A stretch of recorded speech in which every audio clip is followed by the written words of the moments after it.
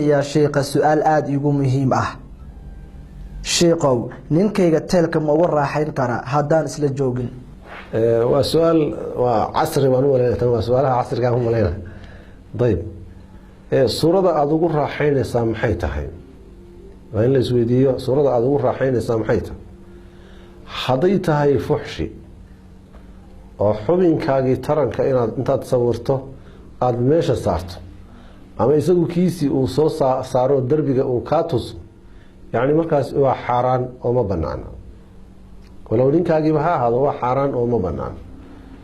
حديثة عدلت هاي وحا إيجا جاريا وكلام عن كذا شاكين إنه حريرك يوحي نلح مري جري عدا إنه شاكين يعني واسوجكي تاسي وباب لكن معناه دو مدن هرويه إنه صورة موقال نوع عسل الله استصاع ما بنانا حنيو بنانين مفسدك وين باكا إيمانيس dhibka weyn baa ka imanayso gabadhii ninkii iyadoo aan la joogin baa dareenkeedu kacaya dareenkeedu markuu kacana bini aadamka ilaahay shahwo ku abuuray shahwadii meel ku guto doonay hadii adigu Mareykan iyo Yurub baad sawir ka soo tustay lamana joogtid dareenkeedina kicisay online baad ka dhigtay dhibta markaa ka imanaysa adaa ka mas'uul Soomaa gabadhii hadii xuduudii ka talawdo oo xaraan samayso marka caawa dareenkii aad ku kicisay mid u yeerato guriga iska soo gala xogaa jibisa intuu u keeno